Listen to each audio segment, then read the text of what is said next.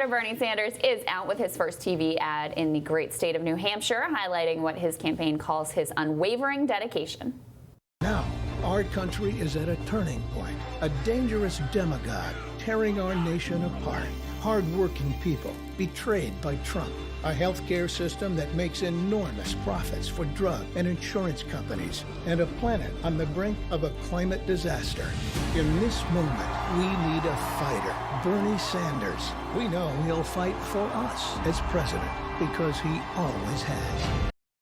That ad was released along with 2 new polls that show the presidential hopeful's popularity increasing. Team Rising is here to weigh in on all of this. Colin Rojero is a Democratic strategist, and Henry Rogers, reporter for The Daily Caller. So we have that new ad out, guys, as well as a huge new Monmouth poll, National Democratic poll.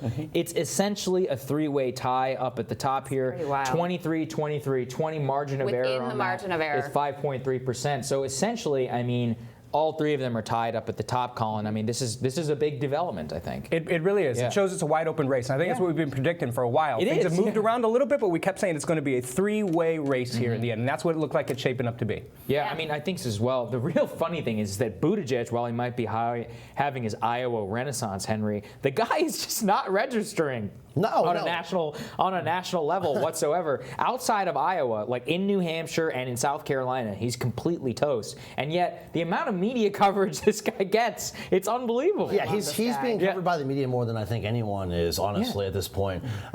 It is great to see that we're finally at a 3-way race, kind of. It looks like it's going that way now, and we've all been expecting that. I will say, though, I think the real front runners are still Bernie and Elizabeth Warren. I do think that those 2 are going to shine. I think the rest will fall off eventually. That's what I see going forward. What do you think? Do you think Biden's going to...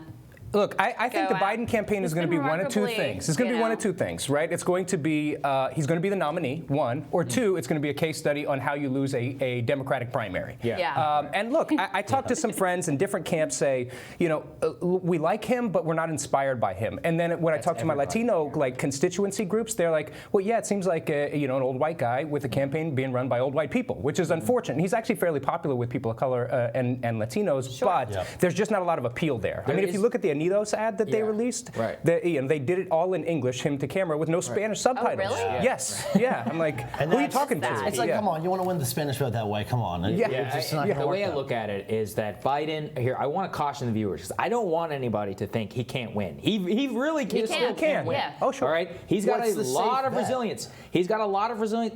Nate Silver's been talking about this all the time, and as much as Nate is Nate, I still take this with some legitimacy. He's been the consistent leader in the polls. He's got 28, like he's only dropped by 0.6% in the national polling average. He still could he still very much could eke it out. But the early states are not looking good for him. That's within this Quinnipiac poll that I believe that we can show up on the screen. Elizabeth Warren at 20%, Pete Buttigieg at 19%, and Bernie at 17%. Biden at 15% in the state of Iowa. So if you're coming 4th out of Iowa, not a good place to be. And that's what I think this poll was the one that I thought was a little more accurate as far as the way I see things going in this country right now. I think that Biden's actually tanking in the polls considerably, as the last poll showed.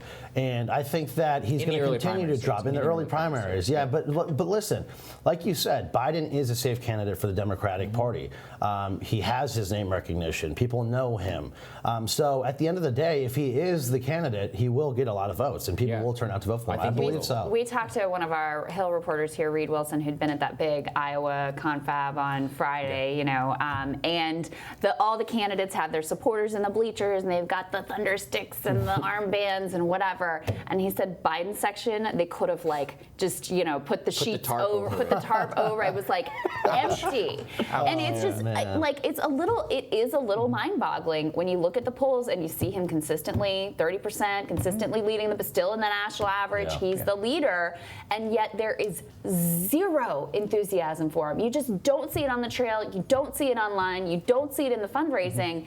Can that really work? I think this happened in the 2016 campaign when it was Hillary and Trump. Trump wasn't registering, but there were a ton of people at his events, and there was clearly a lot of energy behind him. But the polls didn't necessarily reflect that. And I think in a caucus state like Iowa, that energy is actually very important. You have to have You it. do. Yeah, you do. Right. I said the only thing that I would caution people against is the people who are being polled, who are our most consistent voters, aren't necessarily the people that show up at rallies and do things. They're, maybe an older, whiter crowd, and they've got things to do, and they don't want to go to the rallies, but they're going to vote for sure. Yeah, exactly, and that's again why I keep cautioning. He still very much could win, like absolutely. At least Hillary had because she wasn't the most excited, but at least there were women who wanted the first woman. There was at least something. There's no typical Joe Biden supporter who has a fired up Joe Biden. So I don't know any of them actually. No. I don't know any. It's just this is what I'm saying. I've talked to people around the country. Met a couple of them on his staff.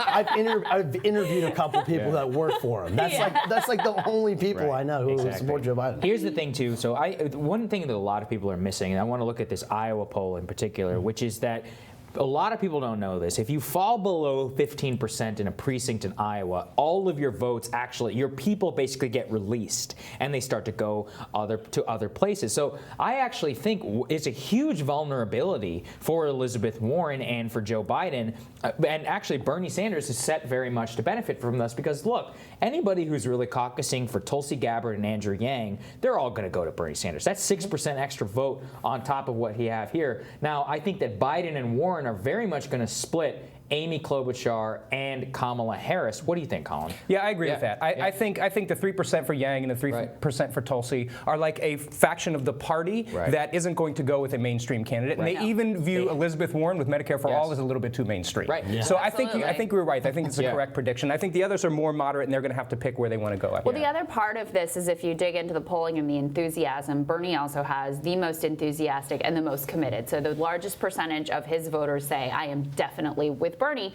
which again, in a caucus state where you got to show up and you got to be there and it takes a long time and you got to navigate this hard process. That's a really important piece. Of course it is. I mean, Bernie Sanders has a serious base, a real base. Liz Warren is building a base, and it's growing. Yeah. But listen, Bernie has a real base, and this is the people who have followed him from the last election, who have loved him as a senator, who have continued to follow him. You see his stickers all over the city of D.C. So that's why I think that this guy really has a shot at moving forward here, despite the lack of attention from the media. The media just basically pretends he doesn't exist. And Nate Silver actually, again, came out yesterday. He said that the greatest beneficiary of Buttigieg's rise is Bernie Sanders because in that second choice category. I said that before Nate That's said true. It, by the way. But I was going to say, maybe Nate's watching Rising.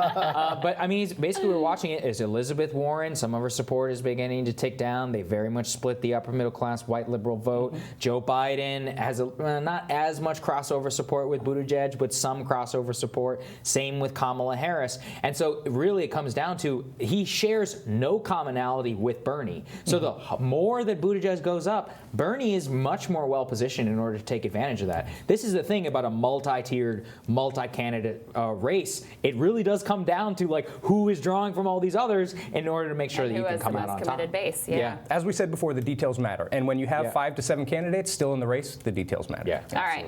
Guys, stick with us. More after this.